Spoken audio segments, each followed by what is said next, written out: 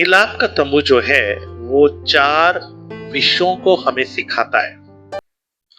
मिलाप का तंबू के द्वारा हम चार विषय को सीखते हैं। वो चार विषय कौन कौन से हैं वो मैं आपको बताता हूं।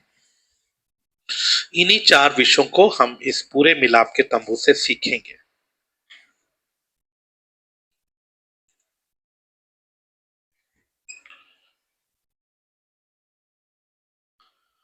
मिलाप का तंबू के द्वारा हम चार विषय सीखते हैं।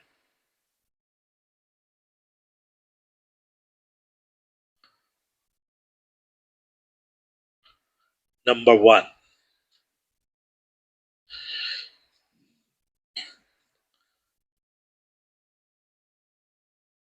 about heavenly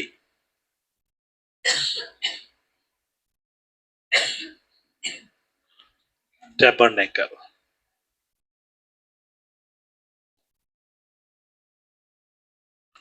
स्वर्गीय तंबू के बारे में। किसके बारे में सीखते हैं? स्वर्गीय तंबू को मालूम है ना, परमेश्वर ने मूसा को स्वर्ग में एक तंबू दिखाया, उसका दिखाकर बोला जाकर पृथ्वी पर भी वैसा ही बनाओ, तो नमूना उसको दिया। तो वो किसका दिया था? स्वर्गीय तंबू का। तो हम इसके द्वारा स्वर्गीय तंबू के बारे में सीखते हैं। दूसरा, हम इससे सीखते हैं अबाउट जीसस क्राइस्ट।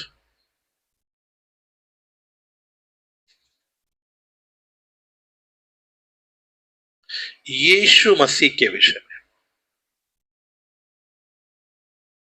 मिलाप के तंबू से हम किसके बारे में सीखते हैं? यीशु मसीह के विषय में। बहुत सी बातें हैं जो यीशु मसीह के विषय में बताती हैं, सिखाती हैं। थर्ड है about the body of Christ.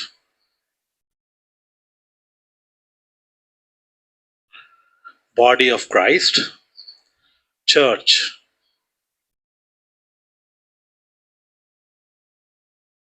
यीशु मसीह के बारे में और यीशु की कलीसिया चर्च के बारे में। और चौथा है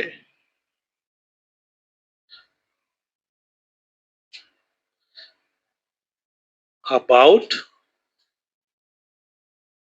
इंडिविजुअल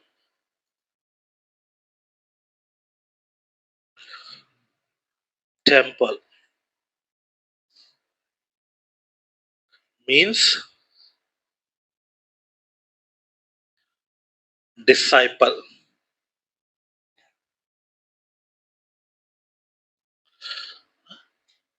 हम व्यक्तिगत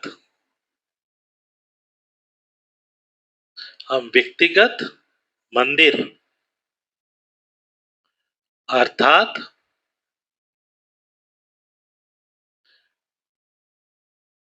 चेलों के विषय में, चेले के विषय में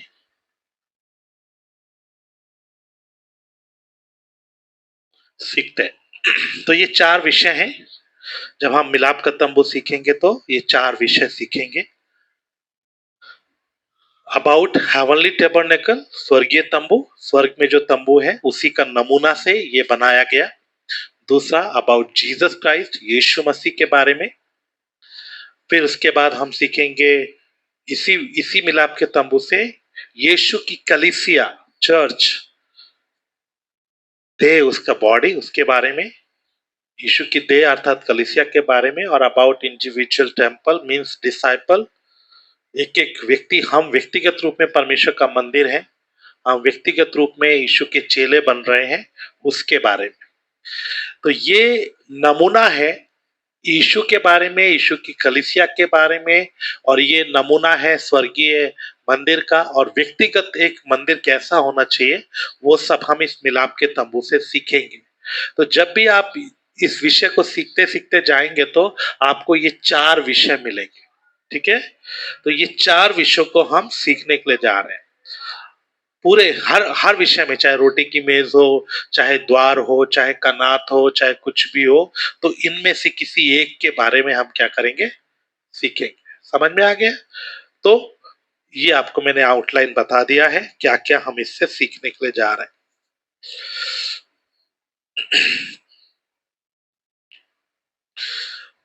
परमेश्वर का वचन चाहे कुछ भी क्यों ना हो, चाहे जो वचन यीशु ने सीधा लोगों के साथ बात किया, भविष्यद्वक्ताओं के द्वारा बात किया, नबियों के द्वारा, प्रेरितों के द्वारा, अपने लोगों के द्वारा कैसे भी बात किया, परमेश्वर का जो वचन है वो हमें शिक्षा देने के लिए है।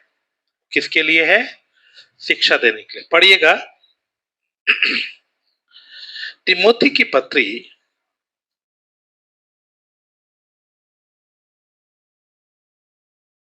3 अध्याय उसका 16 और 17 वचन पढ़िए। तिमोथी की पत्री 3 अध्याय उसका 16 और 17 वचन। Second Timothy chapter 3 verse 16 and 17। संपूर्ण दूसरा तिमोथी 3 अध्याय 16 और 17 वचन। संपूर्ण पवित्र शास्त्र परमेश्वर की प्रेरणा से रचा गया है और उपदेश और समझाने और सुधारने और धार्मिकता की शिक्षा के लिए लाभदायक है, ताकि परमेश्वर का जन सिद्ध बने और हर एक भले काम के लिए तत्पर हो जाए। तो परमेश्वर का वचन, हर एक वचन, परमेश्वर का हर एक वचन किस लिए लिखा गया है? बोले।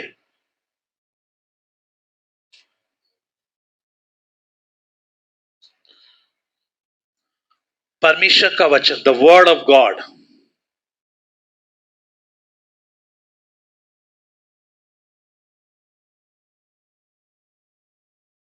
परमेश्वर का वचन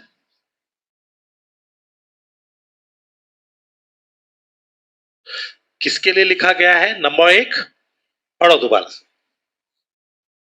संपूर्ण पवित्र शास्त्र परमेश्वर की प्रेरणा से रचा गया है और उपदेश, फर्स्ट फॉर डॉक्ट्रिन, किसके लिए लिखा गया है?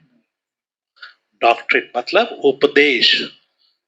तो जब भी आप वचन पढ़ते हैं, ये 4 बातें मैं आपको बता रहा हूं, इन 4 में से कोई ना कोई एक बात वो आपको सिखा रहा होगा। चाहे आप इतिहास पढ़ लें, चाहे आप कुछ भी पढ़ लें, इनमें से कुछ ना कुछ आपको मिलने वाला है। या तो आपको क्या मिलेगा? उपदेश, डॉक्ट्रिन। दूसरा, और समझाने के लिए। किसके लिए? समझाने के लिए। रीप्रूफ,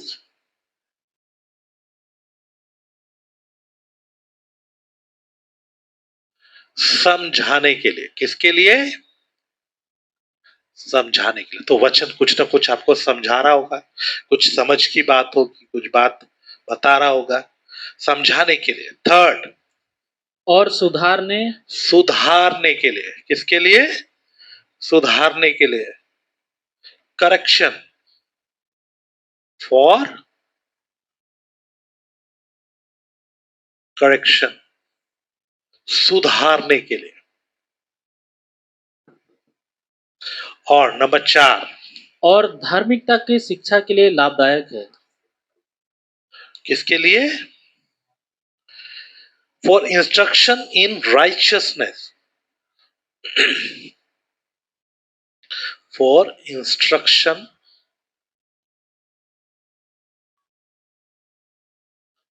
ऑफ राइचियसनेस।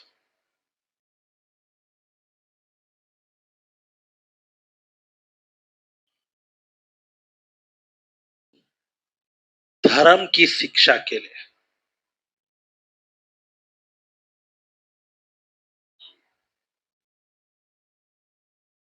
तो ये किसके लिए है? फॉर इंस्ट्रक्शन ऑफ राइचियसनेस, धर्म की शिक्षा के लिए। तो जब भी परमेश्वर आपसे बात करेगा या आप वचन पढ़ते हैं, इन 4 में से कुछ ना कुछ आपको मिलेगा। या तो उपदेश की कोई बात मिलेगी, अगर आप वचन पढ़ने के लिए बैठे, चाहे आप इतिहास पढ़ रहे हैं, चाहे आप जेनोलॉजी पढ़ रहे हैं, वंशावली पढ़ रहे हैं, चाहे आप सृष्टि की कुछ बात पढ़ रहे हैं, चाहे भजन संहिता पढ़ रहे हैं, इन चार में से कुछ ना कुछ आपको मिलेगा। और अगर आपको नहीं मिल रहा है तो इसका मतलब है आप परमेश्वर की आवाज नहीं सुन पा रहे हैं, आपका बुद्धि बंद है। जरूर कुछ ना कुछ मिलेगा, या तो आपको डॉक्ट्रिन की कुछ बात मिलेगी, उपदेश कुछ मिलेगा, या फिर परमेश्वर आपको समझाएगा, कुछ कुछ समझ की बात आपको मिलेगी। वो संसार का ज्ञान हो सकता है, बुद्धि हो सकता है ना, संसार के विषय में कोई पढ़ाई लिखाई के विषय में हो सकता है, आपकी रोजमर्रा की जिंदगी के बारे में हो सकता है, आपकी कमियों के बारे में हो सकता है। वो कुछ भी आपको समझ की बात दे सकता है, बुद्धि की बात दे सकता है, विजडम आपको दे सकता है। और करेक्शन के लिए वो आपको सुधार सकता है, आपकी गलतियों को उजागर करेगा, वो आपकी कमियों को बताएगा, तो वो भी है। और फिर इंस्ट्रक्शन ऑफ राइचियसनेस, धर्म की शिक्षा के लिए, धार्मिकता का जीवन कैसे जीते हैं, धर्म कैसे चलना चाहिए, जो प्रभु ने वचन जीवन दिया है, और ये जो हम मसीहत की जिंदगी है इसको कैसे जीना है, क्या क्या करना चाहिए, कैसे कैसे चलना चाहिए, वो सब आपको बताएगा। तो याद रखिए, परमेश्वर का वचन इन चार में से कुछ ना कुछ आपके साथ बात करेगा। ना समझ में आया? सो मेरे प्रियो, ये टैबरनेकल का विषय, जरूर ये टैबरनेकल के द्वारा इन चार में से कुछ ना कुछ जरूर आपके साथ क्या करेगा। इतना लंबा विषय, इतने लंबे चैप्टर्स इसमें लिखे हैं, इतना समय लेकर प्रभु ने खोलकर डिटेल के साथ सब बातों को बताया। सिर्फ मिलाप का तंबू का नमूना नहीं है, बल्कि उसके द्वारा आपको डॉक्ट्रिन दे रहा है, उसके द्वारा आपको समझा रहा है, उसके द्वारा करेक्शन भी है, उसके द्वारा धर्म की शिक्षा भी है। तो जब हम ये मिलाप का तंबू सीखेंगे तो ये चार बातों में से कुछ ना कुछ हमें मिलेगा। क्या क्या मिलेगा? हेवनली टैबरनेकल के बारे में हम उसे समझ पाएंगे, वहां क्या है, कैसे है। हम यीशु के बारे में सीख पाएंगे, है ना। हम अपने चर्च के बारे में, कलीसिया के बारे में कैसा होना चाहिए, कैसे सुधारना है, कैसे समझाना है, कैसे जीना चाहिए, वो सीख पाएंगे। और व्यक्तिगत जीवन में भी वही सेम बात है, तो हम सीख पाएंगे, हम चल पाएंगे। तो जब भी आप वचन पढ़ते हो, इनमें से कुछ ना कुछ आपको मिलना चाहिए, इनमें से कुछ ना कुछ आपको सीखना चाहिए। कुछ भी ऐसे बेकार में नहीं लिखा है, हर कुछ। यहां तक कि वंशावली भी आप पढ़ते तो उसमें भी कुछ ना कुछ सीखने के लिए है। बहुत से लोग वंशावली नहीं पढ़ते, जो सीनियर लोग हैं उनको मैंने वंशावली में से कुछ बातें पढ़ाया, सिखाया। उसमें भी बहुत शिक्षाएं हैं, बहुत बातें हैं, बहुत भेद छुपे हुए हैं, बहुत सी बातें दी गई हैं। इसलिए मेरे प्यारो, हमें समझने की जरूरत है, हमें गहराई से पढ़ने की जरूरत है, सीखने की जरूरत है। तो परमेश्वर का वचन हमें उपदेश, समझाने, सुधारने और धर्म की शिक्षा के लिए, पढ़ दो एक बार फिर से। संपूर्ण पवित्र शास्त्र संपूर्ण पवित्र शास्त्र परमेश्वर की प्रेरणा से रचा गया है परमेश्वर की प्रेरणा से रचा गया है, और उपदेश और समझाने समझाने और सुधारने और धार्मिकता की शिक्षा के लिए और लाभदायक है, धार्मिकता की शिक्षा के लिए लाभकारी। और आगे, ताकि परमेश्वर का जन सिद्ध बने। सिद्ध बने। क्यों दिया गया है ये वचन? ये चार बातें हमें क्यों दी गई है? ताकि हम क्या हो जाए? सिद्ध हो जाए, परफेक्ट बन जाए। क्या बन जाए? परफेक्ट। हम वो चाहता, हम क्या बने? परफेक्ट बने, सिद्ध बने। ये वचन के द्वारा हम परफेक्ट बनेंगे। जो वचन ये दिया गया, ये बाइबल, ये परमेश्वर का वचन, इसके द्वारा हम क्या बनेंगे? सिद्ध बने और हर एक भले काम के लिए तत्पर हो जाए। और हर एक भले काम के लिए तत्पर हो जाए। प्रभु ने कुछ भले काम हमारे लिए रखा है। ऐसा ही हमको धरती पर ऐसे नहीं भेजा है खाएं पिए ऐश करें और मर जाएं, बच्चों को पालें और सब कर लें। प्रभु ने हमारे लिए कुछ भले काम रखे हैं इस धरती पर भी और अनंत काल के लिए भी। तो हमें उसके लिए क्या होना है? तैयार होना है। कैसे? उपदेश सीखकर, जो समझाने की बात है वो समझकर, सुधारने की बात है तो सुधर कर, और राइचियसनेस का जिंदगी जीते हुए, वो सीख कर वैसा जीते हुए हम चलेंगे तो हम प्रभु के लिए क्या हो जाएंगे, तैयार हो जाएंगे। और प्रभु हमसे ये चाहता है। तो टैबरनेकल में ये 4 विषय मिलने वाले हैं और ये सब चीजें यही है ना। यहाँ भी यीशु के बारे में है, स्वर्गीय तंबू के बारे में, यीशु की कलीसिया के बारे में, यही चीजें पूरा बाइबल में ये चीजें मिलती हैं।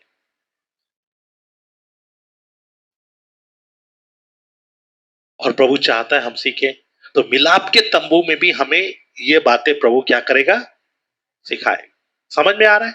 ऐसे बेकार में नहीं लिखा है, ऐसे नक्शा नहीं लिखा है, ये ऐसे बनाओ, ये ऐसे बनाया, ये ऐसे किया, ऐसे वहां करना है। ये सब बड़ी गहराई है इसके अंदर। हम जैसे जैसे सीखते जाएंगे आपको पता चलता जाएगा कि कितना कुछ प्रभु इसको सिखाता है, कितना गहराई से सिखाता है। तो प्रत्येक वचन, हर वचन, मिलाप का तंबू का नक्शा भी किस लिए दिया गया है? ये इतने अध्याय क्यों लिखे गए हैं? ताकि हमें क्या मिले, उपदेश मिले, डॉक्ट्रिन मिले, ताकि हमें रिप्रूफ किया जाए, हमें समझाया जाए, ताकि हमें सुधारा जाए, है ना, करेक्शन की जाए और हमें धार्मिकता की शिक्षा दी जाए। इसलिए प्रभु ने ये मिलाप का तंबू का पूरा नक्शा इतने चैप्टर्स लेके लिख कर दिया, एक एक चीज डिटेल में दिया, ताकि हम उससे सीखें। और हम उससे क्या क्या सीखने जा रहे हैं? हेवनली टैबरनेकल, स्वर्गीय तंबू, यीशु के बारे में और यीशु की देह के बारे में, कलीसिया के बारे में और व्यक्तिगत मंदिर के बारे में सीखने जाए। ये चारों विषय हमें इस मिलाप के तंबू से मिलेगा। लेकिन परमेश्वर का वचन क्यों सीखना है? क्यों उपदेश दिया जाता है? क्यों रिप्रूफ किया जाता है? क्यों करेक्शन किया जाता है? क्यों, है ना, धार्मिकता का शिक्षा दी जाती, क्यों दी जाती है? ताकि ताकि हम क्या बने, सिद्ध बने। तो ये शिक्षा जो हम सीखने जा रहे हैं, ये क्लास जो अभी से शुरू कर रहे हैं हम, और ये लंबा चलेगा, जब जब प्रभु मौका देगा हम इकट्ठा होकर इनको सीखेंगे।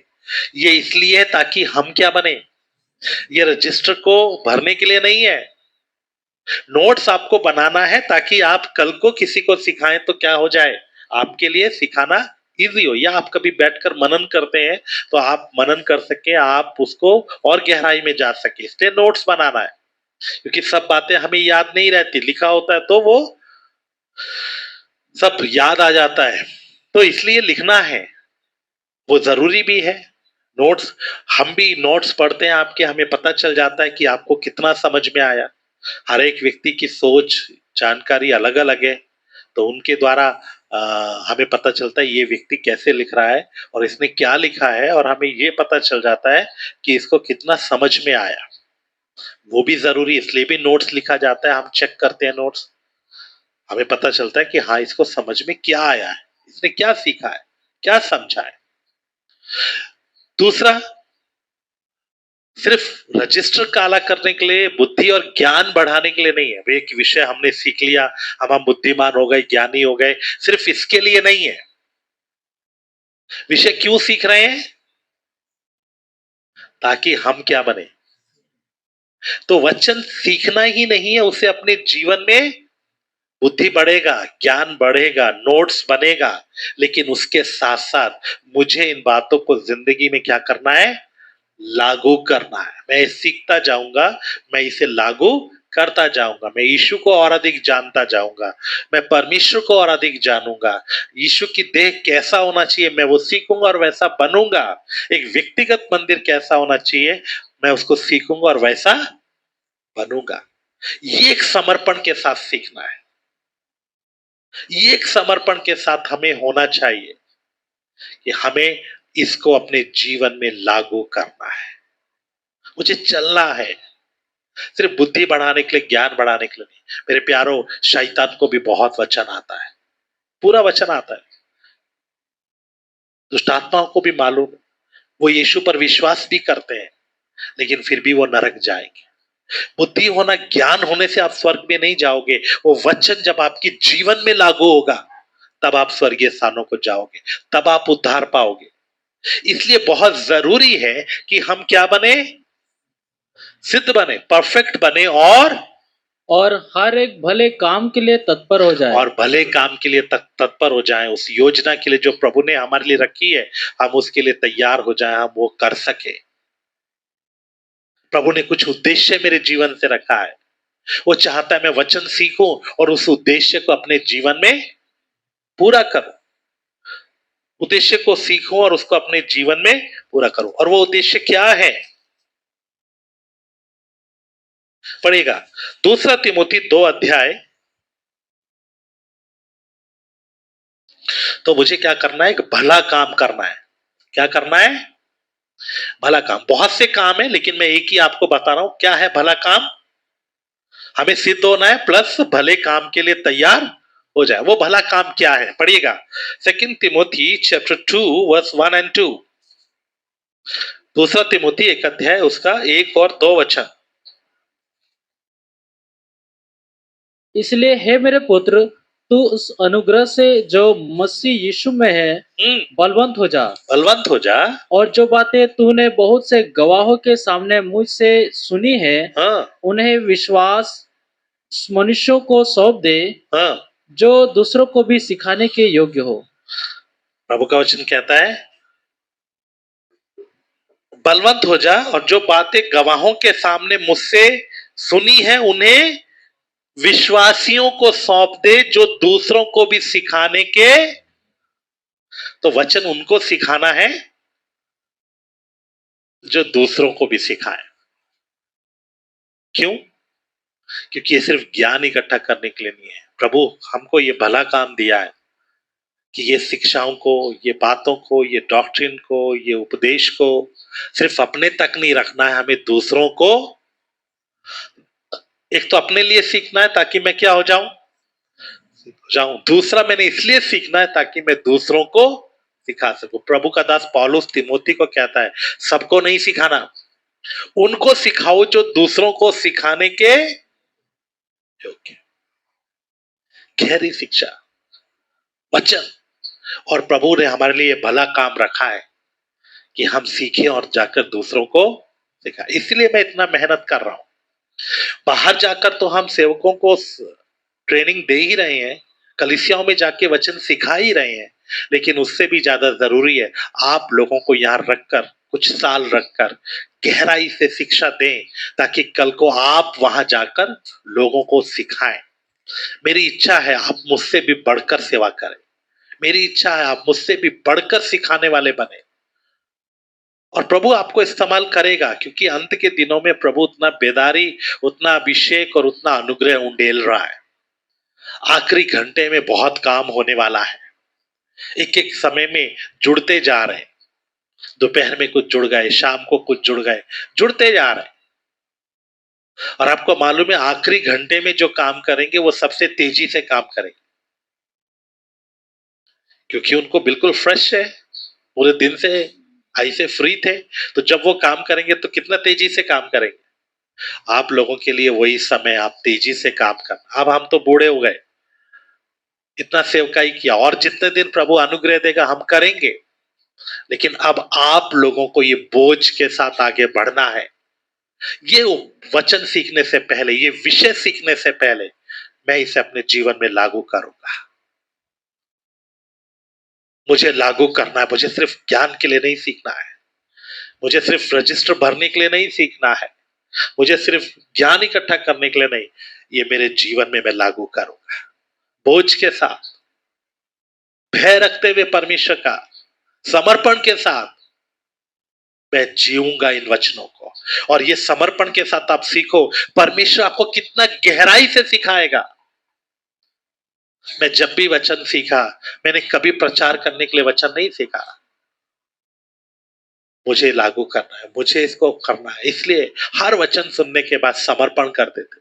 हर वचन सुनने के बाद हम लोग प्रार्थना करते थे, प्रभु प्रभु मुझे इसको जीवन में लागू करना है। कभी वो ये वचन उस पर है, ये वचन उस पर गोली लग रही है, कभी नहीं सोचा ये वचन के अनुसार मुझे अपने आप को जांचना है, मैं इसको कैसे अपने जीवन में लागू करूं। और आपके सामने मैं जी रहा हूं, आपको मालूम है कि मैंने कितना वचन को पालन करने के लिए प्रयास करता हूं। जो बातें रह गई उसके लिए भी कोशिश कर रहा हूं। मैं वचन को पालन करूं और फिर लोगों को सिखाऊं। आपका भी जीवन में यह समर्पण हो। इस समर्पण के मुझे सीखना है। मुझे सीखना है अपने लिए, मुझे सीखना है शुद्ध होने के लिए, मुझे सीखना है पवित्र होने के लिए। मैं परमेश्वर की मर्जी को जानूं और वैसा जीऊं। ये समर्पण के साथ आप सीख कर देखिए। ये समर्पण के साथ आप खड़े होकर देखिए। ये समर्पण के साथ आप हर दिन एक लालसा के साथ, प्रभु मुझे बता, मुझे जीवन में क्या लागू करना है, मुझे कैसे जीना है, प्रभु तू मुझसे बात कर। चाहे वो उपदेश हो, चाहे मुझे समझाने की बात हो, चाहे प्रभु मुझे करेक्ट करना हो, चाहे प्रभु जी खुदावंद मेरे लिए कैसे जीवन जीना है, वो बातें तू मुझे सिखाए। धार्मिकता का जीवन का मुझे सीखना है प्रभु, हर दिन अपने लिए सीखना है। और मैं सीखूंगा, मैं जीवन में लागू करूंगा, और लागू करने के बाद मैं दूसरों को भी सिखाऊंगा। सिर्फ सीखना है, सिर्फ एक जिम्मेवारी है, वो नहीं, एक समर्पण के साथ सीख कर देखो, आपको परमेश्वर गहराई में लेकर जाएगा। गारंटी है। इतने लोग बैठे हैं जो समर्पण के साथ सीखेंगे वो गहराई में जाएंगे, और जो समर्पण के साथ नहीं सीखेंगे मेरे प्यारों, वो ऊपर ऊपर सिर्फ ज्ञान लेकर बैठ जाएंगे। आपकी पढ़ाई लिखाई से कोई फर्क नहीं पड़ता। आपको जितनी पढ़ना लिखना आता है उतना काफी है। आपको शायद ज्ञान नहीं, आप स्कूल में बहुत नहीं गए, आपको दुनिया का ज्ञान इतना नहीं है, उससे कोई फर्क नहीं पड़ता। मेरे प्यारों, अनपढ़ लोगों को भी प्रभु इतनी गहरी गहरी शिक्षा देता है। ये समर्पण का बात है।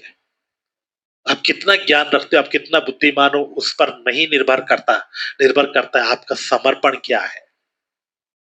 प्रभु वचन के गहरे भेद खोल कर देता है जब आप अपने लिए सीखते हो। मुझे सीखना है, मुझे लागू करना है, मुझे उसके अनुसार चलना है। उस समर्पण से जब आप सीखते हैं मेरे प्यारों, प्रभु गहराई से बताता है। क्योंकि जिसके अंदर भूख है,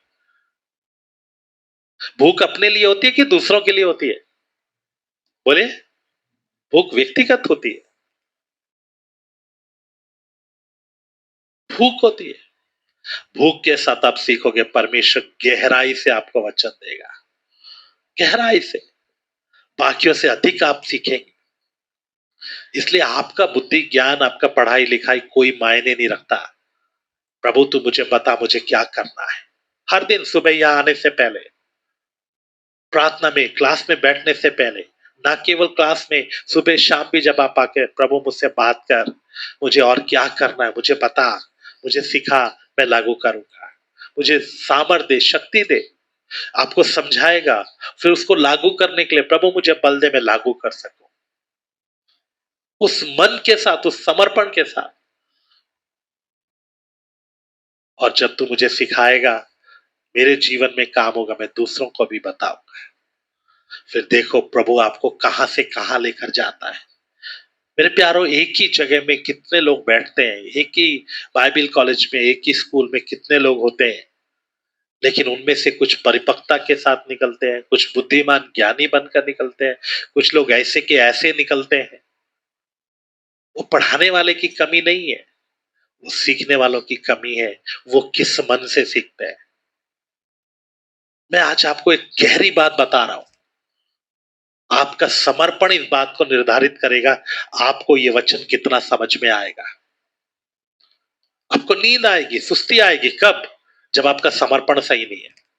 आप मजबूरी में बैठे हो तब आपको नींद आएगा, सुस्ती आएगा। लेकिन आप समर्पण के साथ बैठे हो, सवाल ही नहीं नींद आए, उबासी आने का या सुस्ती आने का सवाल ही नहीं होता। आप अटेंटिव रहोगे क्योंकि पवित्र आत्मा अंदर से काम करता है। जब भी कहीं भी आप वचन सीखने के लिए बैठे, चाहे सामने कोई भी खड़ा क्यों ना हो, बिल्कुल नौ सीखिया नया व्यक्ति खड़ा हो, अगर आप समर्पण के साथ बैठे हैं, प्रभु उधर भी आपसे बात करेगा। वो समर्पण, ये विषय सीखने से पहले, चाहे नए हैं चाहे पुराने, प्रभु तू मुझसे बात कर, और जो तू बोलेगा, जो तू मुझे सिखाएगा, जो तू मुझे उपदेश देगा, जो तू मुझे करेक्शन करेगा, मैं करने के लिए तैयार हूं, मैं पालन करने के लिए तैयार हूं। और प्रभु तू मुझे सिखाएगा तो मैं दुनिया के कोने तक, जहां तक तू मुझे लेके जाएगा मैं लेकर जाऊंगा। यीशु ने चेलों को क्या बोला? मत्ती 28 अध्याय उसका 18-19 हम पढ़ते हैं। कहता है जो बातें मैंने तुम्हें सिखाई है वही तुम लोगों को मानना सिखाओ। वही सिखाओ, कोई नया चीज नहीं सिखाना, अपनी तरफ से नहीं सिखाना है। जो प्रभु ने सिखाया, जो हमने सीखा वही सिखाना है। और पौलुस कहता है तिमोथी को, उनको वचन सिखा जो दूसरों को सिखाने के लिए योग्य है। बाकी बंदगी, जो आराधना, जो प्रचार होता है वो सब विश्वासियों के लिए है, लेकिन जो शिक्षा है वो किनके लिए है? जो दूसरों को सिखाते हैं उस समर्पण के साथ। तो मैं चाहता हूं आप प्रार्थना करें, आप विनती करें, प्रभु मैं वचन सीखूंगा, ये क्लास, ये टैबरनेकल मेरे जीवन में लागू होने के लिए मैं सीखूंगा।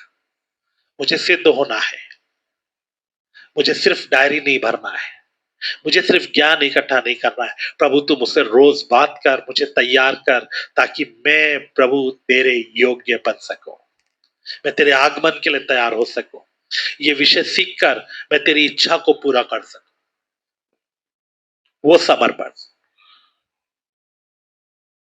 ऐसा चलेंगे तभी हम क्या कर पाएंगे? जी पाएंगे। इसलिए मेरे प्यारो हमें ये सीखना। आइए थोड़ी देर हम प्रार्थना करें।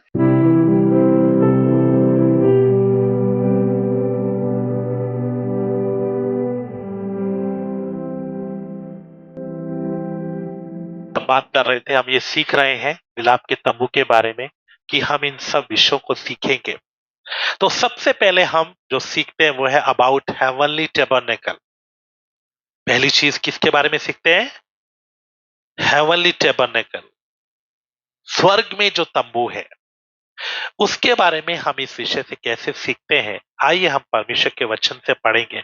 तो ये पहला पॉइंट हम सीख रहे हैं अबाउट हेवनली टैबरनेकल, स्वर्गीय तंबू। ये जो मिलाप का तंबू है ये स्वर्गीय तंबू की छाया है। छाया समझते हैं, है ना? हम लोग खड़े होते हैं धूप में या लाइट में तो हमारी छाया पड़ती है। हमारी छाया कैसी होती है? ठीक हमारे जैसे, है ना? हम मोटे हैं तो मोटे दिखेंगे, पतले हैं तो पतले दिखाई देंगे। तो जैसे हम हैं वैसे ही हमारी छाया है। वैसे ही ये मिलाप का तंबू, ये जो विषय हम सीख रहे हैं ये स्वर्गीय तंबू की छाया है, या दूसरे भाषा में बात करें ये मॉडल है, ये नमूना है। किसका? स्वर्गीय तंबू। स्वर्ग में एक तंबू है। स्वर्ग में क्या है? एक तंबू है। वो स्वर्ग का तंबू परमेश्वर ने मूसा को दिखाया और कहा धरती पर भी ऐसा ही बनाओ। तो ये तंबू को देखेंगे, स्वर्ग में तंबू को देखेंगे, बिल्कुल एक समान है। पढ़िएगा निर्गमन 25वां अध्याय उसका 9 वचन।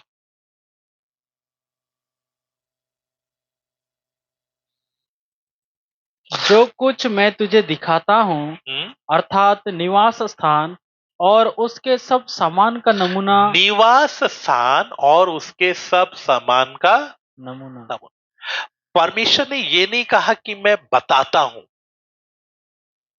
क्या बोला? दिखाता हूं। बताने में और दिखाने में क्या फर्क है?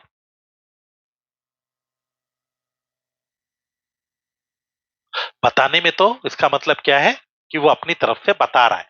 दिखाने का मतलब वो चीज कहां है? सामने है। तो परमेश्वर ने वचन में ये नहीं लिखा कि परमेश्वर ने बोला कि मैं जो नमूना तुझे बता रहा हूं, बल्कि क्या बोला? दिखा रहा हूं। तो कुछ था जिसको परमेश्वर ने दिखाया और दिखाने के बाद बोला ऐसा ही बनाओ। तो पढ़ो, दोबारा पढ़ो 9 वचन। जो कुछ मैं तुझे दिखाता हूँ जो कुछ मैं तुझे दिखाता हूं अर्थात निवास स्थान निवास स्थान और उसके सब सामान का नमूना और उसके सब सामान का नमूना। मैं तुझे निवास स्थान दिखा रहा हूं, ऐसा लिखा है। इधर देखे सब, ऐसा लिखा ना, मैं जो तुम्हें निवास स्थान और उसका सब सामान का नमूना दिखा रहा हूं, वैसा ही 40 वर्ष पढ़िए, 40 वचन। और सावधान रहकर इन सब वस्तुओं को उस नमूने के समान बनवाना जो तुझे इस पर्वत पर दिखाया गया है। कहते हैं उस नमूने के अनुसार बनाना जो तुझे पर्वत पर दिखाए।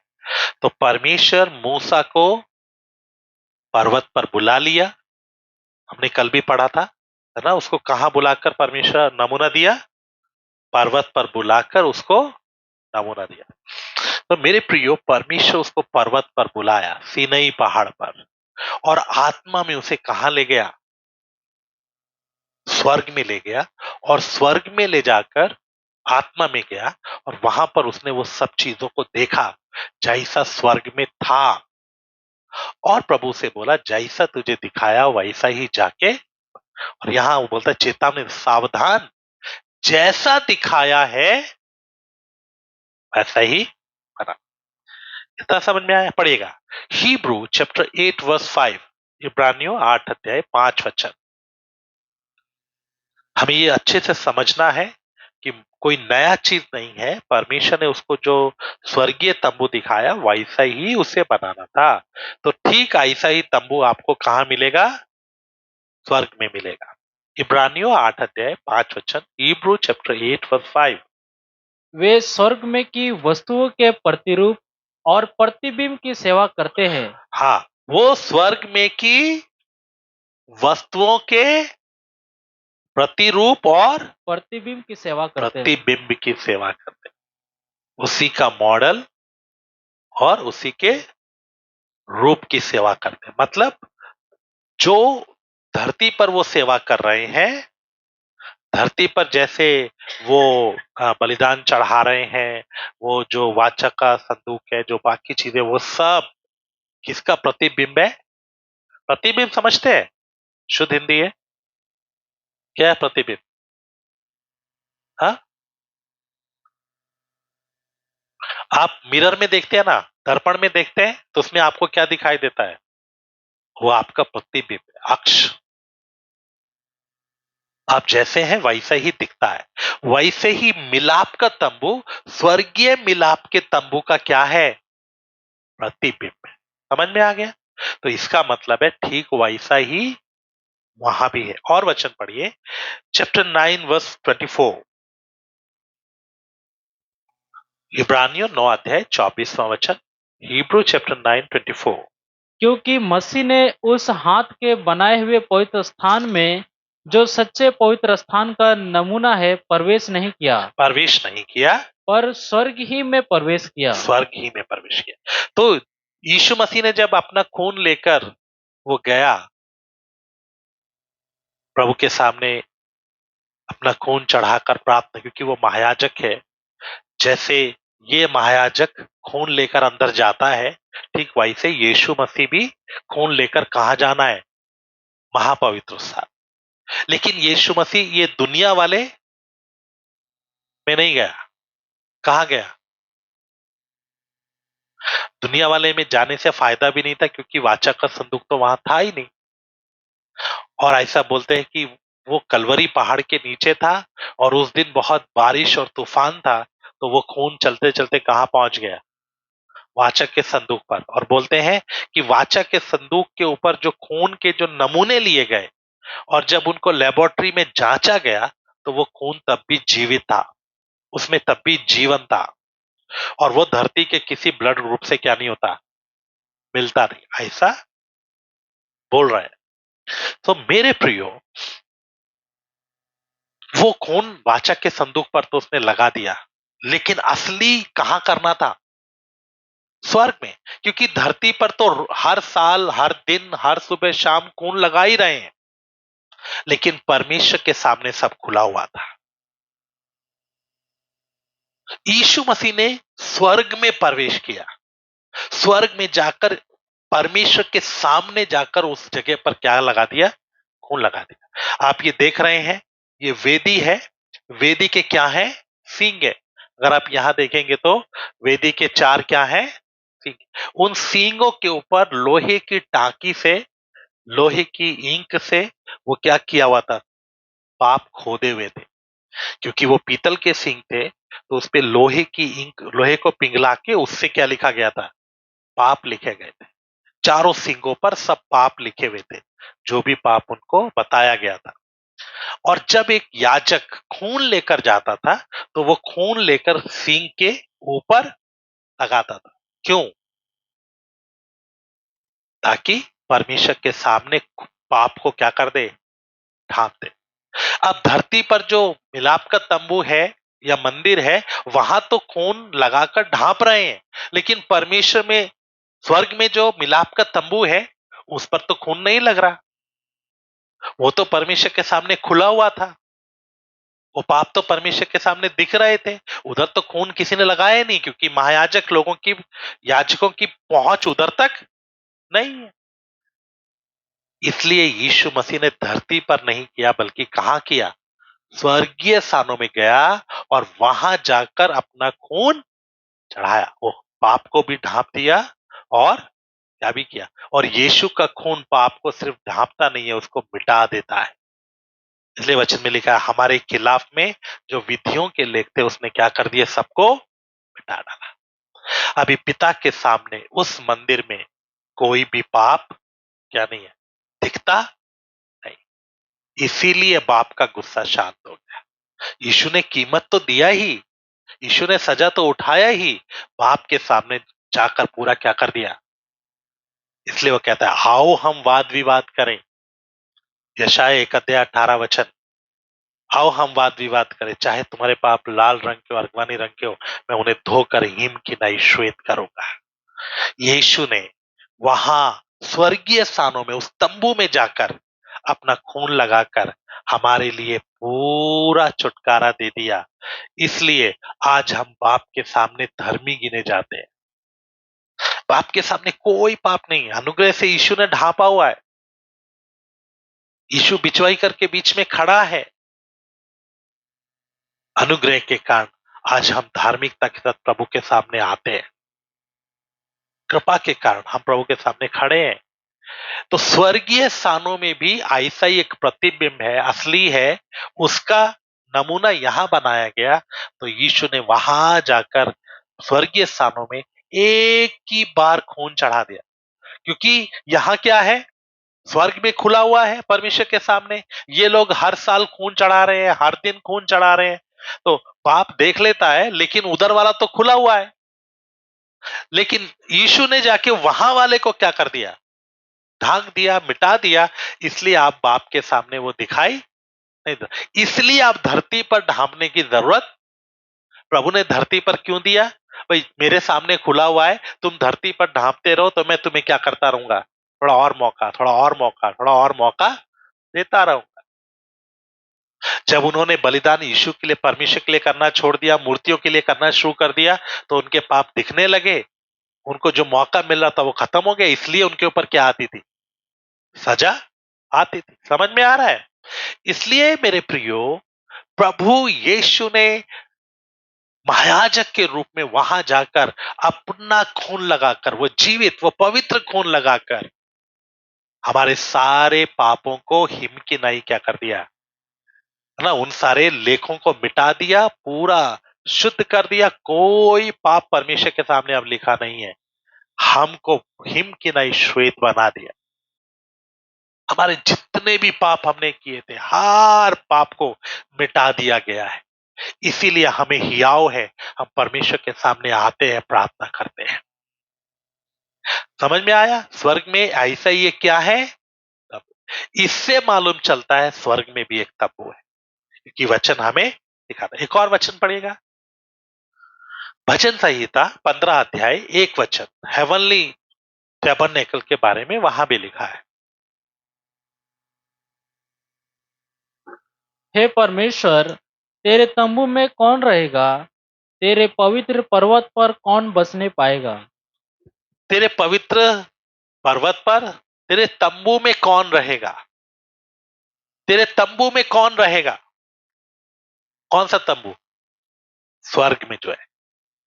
कौन कौन पहुंच पाएगा वहां? बोले, कौन पहुंच पाएगा?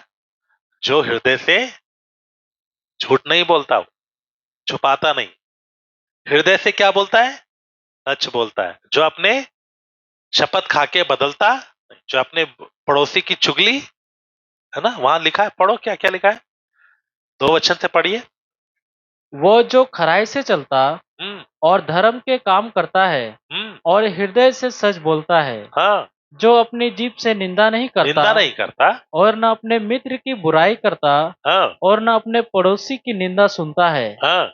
वो जिसकी दृष्टि में निकम्मा मनुष्य तुच्छ है हाँ। और जो यहोवा के डरवैयों का आदर करता है, हाँ। जो शपथ खाकर बदलता नहीं हाँ। चाहे हानि उठानी पड़े, जो अपना रुपया ब्याज पर नहीं देता हाँ। और निर्दोष की हानि करने के लिए घूस नहीं लेता। इसलिए मेरे प्यारो, जो ऐसा नहीं करता, ये सब बातें हैं, लेकिन हमने तो ये सब की, तो हम तो तंबू में जाने के लायक थे ही नहीं। हम तो वो सब कुछ करने के लायक नहीं थे, लेकिन यीशु ने हमारे खिलाफ विधियों के लेख को क्या कर दिया? मिटा दिया। इसलिए हमें बाप के पास पहुंचने में मसीह यीशु में हमें हियाव होता है। वो हमारा बिचवाई है, उसके द्वारा हम वहां पहुंचते हैं। पढ़िएगा कुलुस्सियों की पत्री, कुलुस्सियों की पत्री उसका 2 अध्याय, उसका 13-14 वचन पढ़िएगा, 13 and 14। उसने तुम्हें भी, जो अपने अपराधों और अपने शरीर की खतना रहित दशा में मुर्दा थे, हाँ। उसके साथ जिलाया और हमारे सब अपराधों को क्षमा किया। हमारे सारे अपराधों को क्षमा किया। क्यों? क्योंकि उसने कीमत दिया। अब उसको अधिकार है, क्षमा कर सकता है। दूसरा, और विधियों का वो लेख विधियों का वो लेख जो हमारे नाम पर हमारे नाम पर और हमारे विरोध में और था, हमारे विरोध में था। हमारे नाम पर, हमारा नाम लेके वहां लिखा हुआ था, हमारे विरोध में लिखा था, वो मिटा डाला। कैसे मिटा वो? बोले, रबड़ लेके प्रभु ने मिटाया? बोलो, नहीं। अपना लहू, जीवित पवित्र लहू जब लगाया तो बिल्कुल साफ हो गया, वो लिखा हुआ पूरा मिट गया। इसलिए यीशु मसीह मरियम मगदलिनी को बोलता है, अभी मुझे नहीं छूना, क्योंकि मैं पिता के पास, क्योंकि एक महायाजकीय सेवकाई करने से पहले 3 दिन पहले अपने आप को क्या करना होता है? शुद्ध करना। स्त्री को छूना नहीं। इसलिए यीशु मसीह मरियम मगदलिनी को बोलता, नहीं मुझे मत छूना, क्योंकि उस समय वो क्या कर रहा है? खून लेके उधर जा रहा है, बाप के सामने जा रहा है। वो खून लगाकर चढ़ के फिर दोबारा वापस आया, तो फिर सबको बोलता है, मुझे छूकर देखो। उन स्त्रियों ने भी क्या किया? उसको छूकर दंडवत किया। यीशु मसीह महायाजकीय सेवकाई किया। मेरे प्यारो, यीशु ने धरती के नहीं स्वर्गीय स्थानों में जाकर हमारे सारे पापों को मिटा दिया, स्वर्गीय तंबू में प्रवेश करके। और दुनिया का कोई महायाजक वहां नहीं पहुंच सकता था, दुनिया का कोई व्यक्ति उधर नहीं पहुंच सकता था। इसीलिए वो स्वर्ग से उतर कर आया, क्योंकि केवल वो उधर जाकर हमारे लिए सच्चा बलिदान चढ़ा सकता था। वही हमारे लिए सच्चा प्रायश्चित था। क्यों बोलते हैं स्वर्ग के नीचे पृथ्वी पर और कोई नाम नहीं दिया गया? क्योंकि उसके अलावा ये काम और कोई नहीं कर सकता था, किसी को यह अधिकार नहीं था। वचन कहता है, सबने पाप किया और परमेश्वर की महिमा से रहित है, एक भी योग्य नहीं था। भगवान, गुरु, अवतार जितने आए, उन सबके जीवन में पाप था। वो लोग स्वर्ग में जाके ये काम नहीं कर सकते थे, लेकिन यीशु ने किया, क्योंकि वो धर्मी था, वो पवित्र था, वो स्वर्ग से उतर कर आया और उसने कीमत भी दिया। उसने सिर्फ ज्ञान की बातें नहीं दी। दुनिया में आए कितने अवतार, भगवान, गुरु, उन्होंने बहुत ज्ञान बांटा, लेकिन यीशु ने सिर्फ ज्ञान नहीं दिया, उसने मेरे लिए कीमत भी दिया। उसने अपना जान दिया, अपना खून दिया। उसे अधिकार है, और बाप के सामने जाकर उसने अपना ही खून चढ़ाकर, अपना ही खून चढ़ाकर हमारे लिए छुटकारा दिया। पढ़िएगा इब्रानियों की पत्री। हालेलुया। यीशु मसीह हमारे लिए कितना काम किया।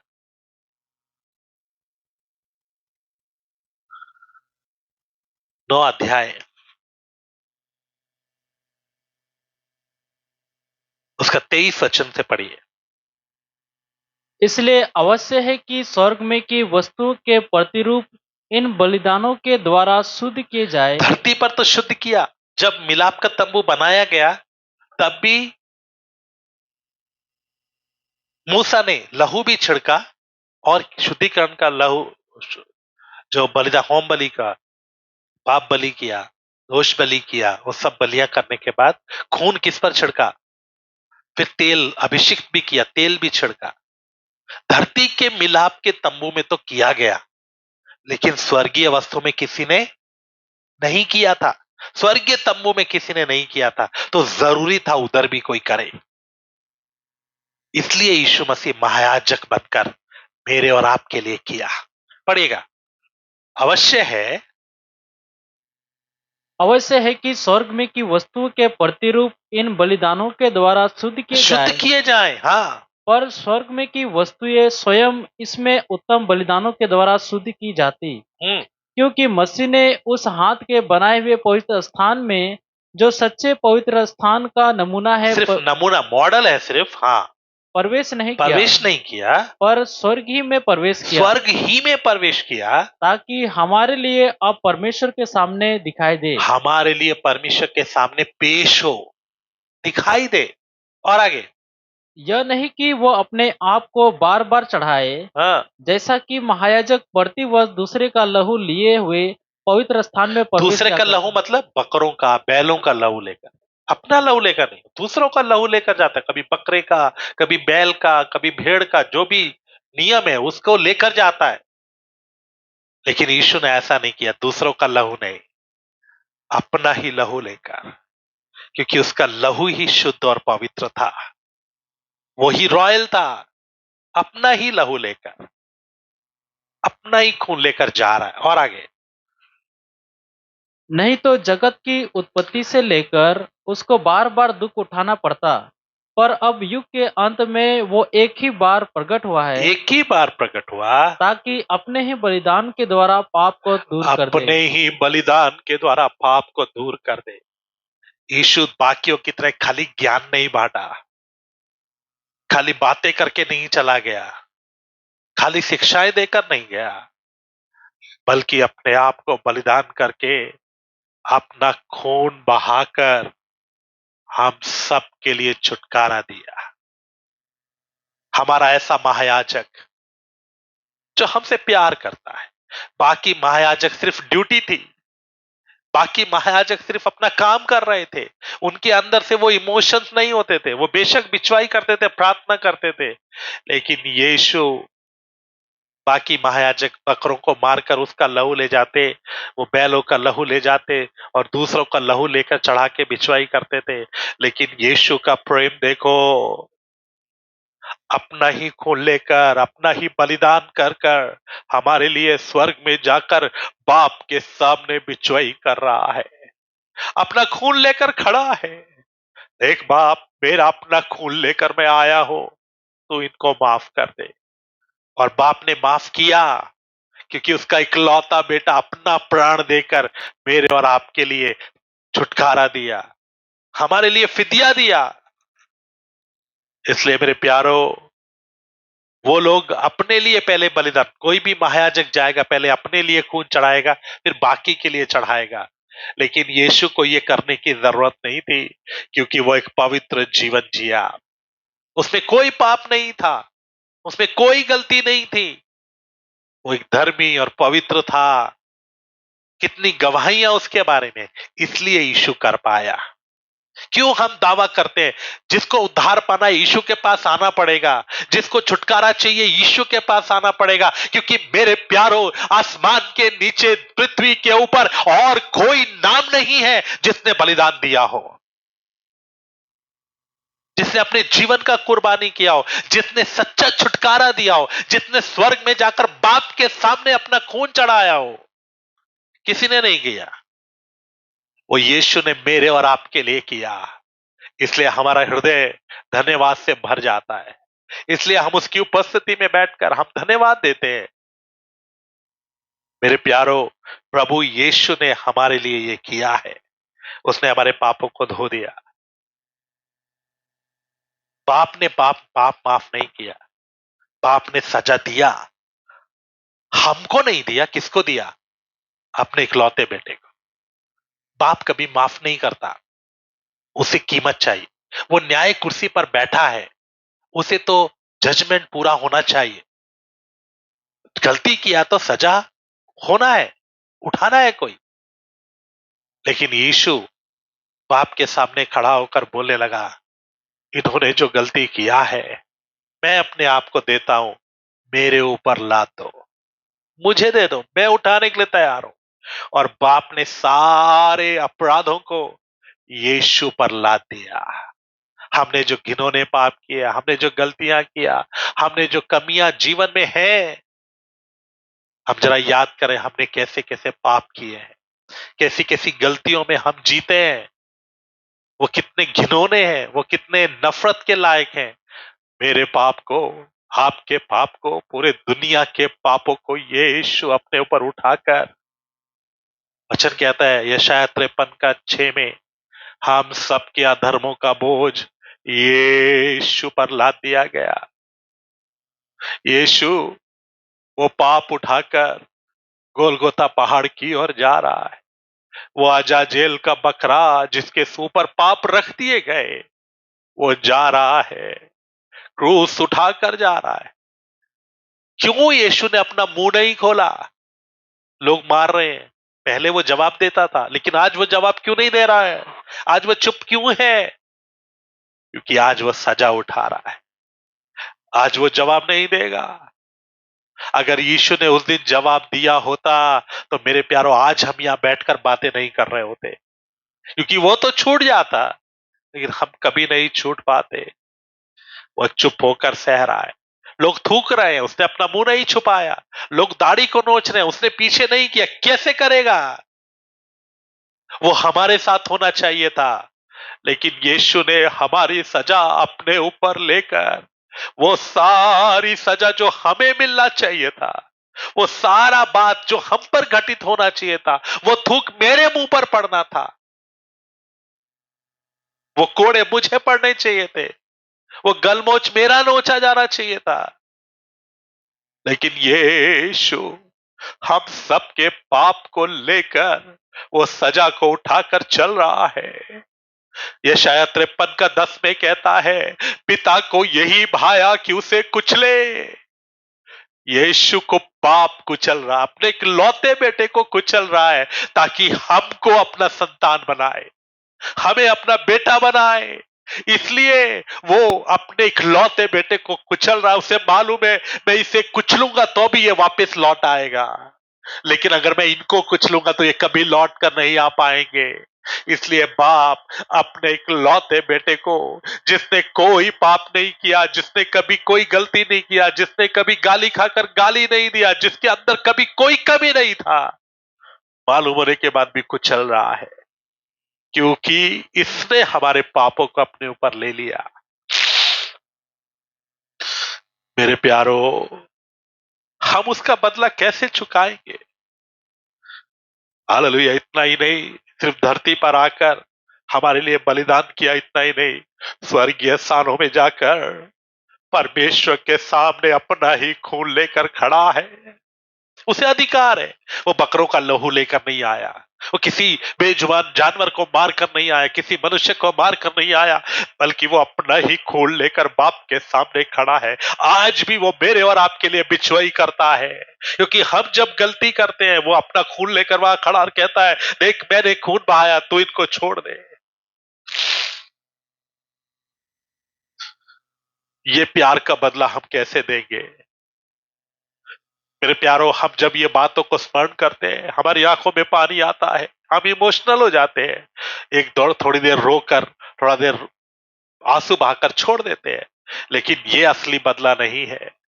असली बदला है जब हमारा जीवन बदले, जब हमारे जीवन से उतना ही सुगंध उसको मिले जितना मेरे जीवन के कारण उसको पीड़ा मिला है।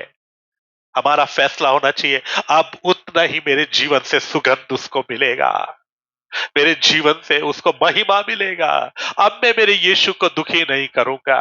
इब्रानियों की पत्री कहता है, जब हम बार बार गलती करते हैं तो प्रकट रूप में उसे क्रूस पर चढ़ाते हैं, बार बार हम उसे दुखी करते हैं। इतना कीमत देने के बाद भी क्या हमारे जीवन से उसको सुगंध है? उसने स्वर्गीय स्थानों में जाकर हमारे सारे अपराधों को मिटा डाला। इसलिए नहीं कि हम फिर गलती करें, बल्कि इसलिए कि हम एक धार्मिकता का जीवन जिए। आइए अपनी आंखों को बंद करके हम प्रार्थना करें। हालेलुया। थोड़ा देर प्रेम से भरकर उसको धन्यवाद करें, उसकी कुर्बानी के लिए, उसके प्रेम के लिए, उसके अनुग्रह के लिए। हालेलुया। आइए हम प्रार्थना करें, हम धन्यवाद करें। राबाला शालाला वाली खतूरी बाबा, इस प्रेम के बदले में तुझे क्या दूं प्रभु? प्रभु तेरे प्रेम के बदले में क्या दूं? Hallelujah, hallelujah. थोड़ी देर प्रार्थना करें। हालेलुया। शाबा बाबा लखतूरी बाबा बाबा। हालेलुया। धन्यवाद हो प्रभु, अपना ही प्राण देने के लिए तू आ गया, अपना ही खून लेकर बाप के सामने खड़ा है, हमारे सारे अपराधों को मिटा डाला, हमारे खिलाफ में लिखे हुए विधियों के वो लेख, हालेलुया, जो हमारे नाम से और हमारे खिलाफ में थे, वो मिटा दिया। तेरा नाम लेकर वहां बहुत कुछ लिखा हुआ था, वो सब गंदगी, वो सब पाप उधर लिखा हुआ था, लेकिन ये यीशु मसीह ने उन्हें मिटा दिया, पूरा शुद्ध कर दिया। अब एक भी डॉट भी वहां लिखा हुआ नहीं है। उसने हमें हिमकिनाई श्वेत बना दिया। अब मैं पाप में नहीं जीऊंगा, अब मैं अंधकार में नहीं जीऊंगा, अब मैं दोबारा गंदगी में नहीं जाऊंगा। प्रभु मुझे पवित्र जीवन जीने के लिए तू सहायता कर।